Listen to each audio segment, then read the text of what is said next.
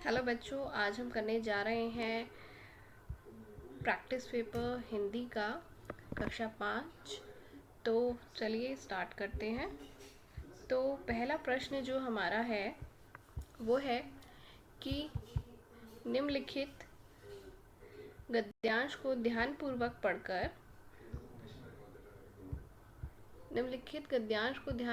पढ़कर नीचे दिए गए प्रश्नों के उत्तर लिखिए। तो गद्यांश को आपको अच्छे से पढ़ना है। ये गद्यांश दिया गया है। आपको बता दूं, ये जो गद्यांश का अंश हमारा लिया गया है, ये लिया गया है पाठ 4 नन्ना फनकार से। तो देखते हैं उसका क्या अंश लिया गया है। केशव 10 साल का था और अभी अपना काम सीख ही रहा था। तो यहाँ पर एक लड़का है जो हम लेसन में पढ़ भी चुके हैं, नन्ना फनकार, कि केशव जो था वो 10 साल का था और अपना काम वो भी सीख रहा था। क्या काम सीख रहा था? पिता के एक बार करके दिखा देने पर वह सीधी लकीरों वाले और घुमावदार डिज़ाइन उकेर सकता था। यानी वो पिता पहले उनको सिखाते थे कि कैसे आपको डिज़ाइन बनाने हैं और घुमावदार डिज़ाइन देने हैं। वो सब कुछ जैसा जैसा उसको सिखाया जाता था वो सीख जाता था। तो अब तक उसने क्या सीख लिया था? नक्काशी का जो भी काम किया था उनमें से इन घंटियों को बनाना ही सबसे ज़्यादा मुश्किल था। तो सबसे मुश्किल क्या था? घंटियों को बनाना था। तो चलिए पहले प्रश्न की ओर चलते हैं कि पहला प्रश्न है हमारा कि केशव कितने साल का था। तो जैसा कि ऊपर आप देख पा रहे होंगे कि केशव जो है पहले ऑप्शन में हमारा है कि 12 साल का था या 9 साल का था या 10 का था या फिर 11 का था। तो जैसा आप ऊपर देखेंगे तो पहली लाइन में ही हमारे को दिया गया है कि केशव कितने साल का था। केशव 10 साल का था। तो हमारा सही जवाब क्या है? केशव 10 साल का था। हम दूसरे प्रश्न की ओर चलते हैं। दूसरा प्रश्न है कि नक्काशी में क्या बनाना सबसे ज़्यादा मुश्किल था। अगर आप ध्यान से पढ़ेंगे ऊपर गद्यांश को तो लिखा है कि नक्काशी का जो भी काम किया था उनमें से इन घंटियों को बनाना जो है सबसे ज़्यादा मुश्किल था। अनुच्छेद में आया एक संज्ञा शब्द लिखिए। तो यहाँ पर आपको अनुच्छेद में जो भी संज्ञा शब्द दिख पा रहा है उसको आपको लिखना है। उससे पहले हम संज्ञा को समझते हैं। संज्ञा क्या होता है? संज्ञा को अगर मैं एक शब्द में यहाँ पर बताना चाहूँ तो संज्ञा होता है नाम। तो किसी का भी नाम, चाहे वो व्यक्ति हो, वस्तु हो, स्थान हो, आदि का नाम अगर आपको दिख पा रहा है तो वो क्या है? संज्ञा है। जैसे कि एक संज्ञा सीधा सीधा हमारे को ये दिख रही है, केशव। और अगली संज्ञा की अगर हम बात करें तो हमारे को दिख पा रहा है क्या?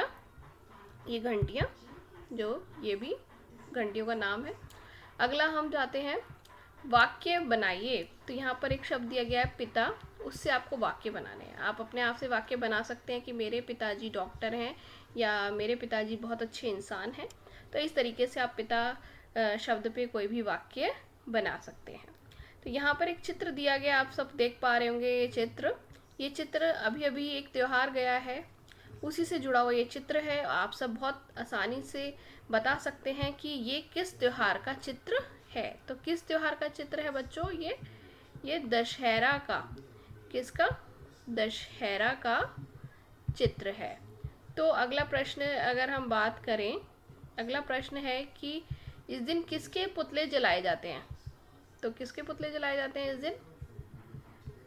अगर आप बीच में देख पा रहे होंगे, ये बीच में देख पा रहे होंगे इस फिगर को अगर आप, तो ये फिगर किसकी फिगर दिख रही है आपको? ये फिगर है रावण की, जिसके 10 सिर हैं। तो बीच वाला जो एक पुतला है सबसे बड़ा, वो रावण का, साथ में मेघनाथ और कुंभकर्ण का पुतला जलाया जाता है। तो यह त्यौहार क्यों मनाया जाता है? आप सब जानते होंगे कि ये त्यौहार क्यों मनाया जाता है। ये त्यौहार बुराई पर अच्छाई की जीत के लिए मनाया जाता है, क्योंकि रामचंद्र जी ने रावण का वध किया था। इसलिए दशहरा हम बुराई पर अच्छाई की जीत को मनाते हुए मनाते हैं। अगला प्रश्न देखेंगे, नीचे दी गई संज्ञा किन क्रियाओं से बनी है। तो लगाव शब्द की अगर हम बात करें तो लगाव जो संज्ञा शब्द है वो किस क्रिया शब्द से बना है? तो लगाव बना है लगन से। और बहाव की बात करें तो बहना से, पड़ाव की बात करें तो पढ़ना से, कटाव की बात करें तो कटना से। ठीक है, या काटना। अब निम्न पंक्तियों का अर्थ अपने शब्दों में लिखना है। ये पंक्तियाँ कुछ ली गई हैं और ये पंक्तियाँ आपको बता दूँ आपकी ही पाठ्य पुस्तक रिमझिम के खिलौने वाला पाठ जो है उससे ली गई हैं। तो क्या पंक्तियाँ हैं, पढ़ते हैं। तपस्वी यज्ञ करेंगे और असुरों को मैं मार भगाऊंगा, यूं ही कुछ दिन करते करते रामचंद्र बन जाऊंगा। यहाँ पर जो कवि है, जो बच्चा जो है वो क्या कह रहा है कि तपस्वी यज्ञ करेंगे। तपस्वी यानी जो तपस्या करते हैं उनके लिए बच्चा बोल रहा है कि वो तो यज्ञ करेंगे और असुरों को मैं, असुरों यानी राक्षसों को मैं क्या करूँगा, मार के भगा दूंगा। यूं ही कुछ दिन करते करते रामचंद्र बन जाऊंगा। और जब मैं इस तरीके का काम करूँगा ना कि तपस्वियों को यज्ञ करने दूंगा और जो उन्हें परेशान करेंगे असुर, तो उन्हें मैं मार भगाऊंगा। तो इस तरह से करते करते जब मैं अच्छे काम करने लगूंगा तो मैं कौन बन जाऊंगा, रामचंद्र बन जाऊंगा। ठीक है। तो इनको पंक्तियों को अर्थ अपने आप से लिखना है कि यहाँ पर बच्चा कह रहा है कि तपस्वी यज्ञ करेंगे, उन्हें कोई परेशान नहीं कर पाएगा और जो भी असुर उन्हें परेशान करेंगे मैं उन्हें मार भगाऊंगा और इस तरीके से मैं अच्छे काम करते करते रामचंद्र बन जाऊंगा। चलिए आगे बढ़ते हैं। प्रश्न 5 जो है, रिक्त स्थानों की पूर्ति करनी है। खाली स्थान दिए गए हैं। पहला खाली स्थान है क, हामिद ने मेले से क्या खरीदा था। क्या खरीदा था, तो ये सब आप जानते हैं। हामिद ने मेले से चिमटा खरीदा था। ईदगाह पाठ में से ये फिलअप आया है। मैंने डैश से हवाई छतरी बनाई। तो ये हवाई छतरी जो एक चैप्टर है उसमें से आया है। तो किससे बनाई थी हवाई छतरी, उन्होंने रुमाल से बनाई थी। किससे बनाई थी, रुमाल से। अगला है खिलौने वाला डैश उस वक्त आगरे का किला बना रहा था। ये प्रश्न जो है खालिस्तान, ये गलत है। यहाँ पे खिलौने वाला नहीं, यहाँ पे बादशाह अकबर आना चाहिए था। ठीक है। यहाँ पर ये जो अकबर शब्द है ना, ये अकबर आप यहाँ लिख लेंगे कि अकबर। ठीक है। तो अकबर जो थे उस वक्त क्या कर रहे थे, आगरा का किला बना रहे थे। तो यहाँ पर अगर हम डैश ले लें, खिलौने वाले की जगह अगर हम डैश ले लें तो हम लिख देंगे अकबर। इसका आंसर उस वक्त आगरे का किला बना रहे थे। पहले प्रश्न की ओर चलते हैं। छठे में, अकबर को पहरेदार की दखल अंदाजी अच्छी क्यों नहीं लगी। तो अकबर जो थे, बादशाह अकबर जो थे, नन्ना फनकार पाठ में आया है कि बादशाह अकबर जो थे जब नन्ना फनकार से बातचीत कर रहे थे तो जब पहरेदार ने उन्हें आके टोक दिया तो इसलिए अकबर को पहरेदार की दखल अंदाजी अच्छी नहीं लगी। खिलौने वाला कौन कौन से खिलौने लाया था। तो खिलौने वाला आप सबको पता है कि किस किस तरीके के कौन कौन से खिलौने लाया था। मोटर गाड़ी और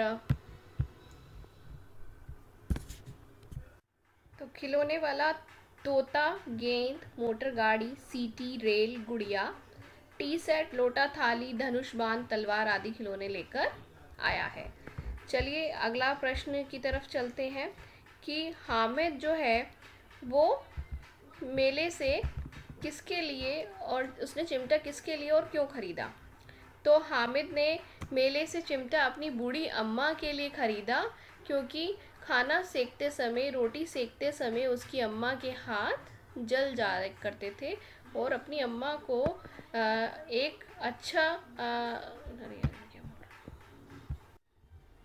तो इसी के साथ आज की ये कार्यपत्रक 2 हमारा पूरा हो गया है। आपको कुछ डाउट हो तो आप मुझे मेल करके या मैं व्हाट्सएप नंबर आपके साथ शेयर कर दूंगी, उसमें आप पूछ सकते हैं। धन्यवाद।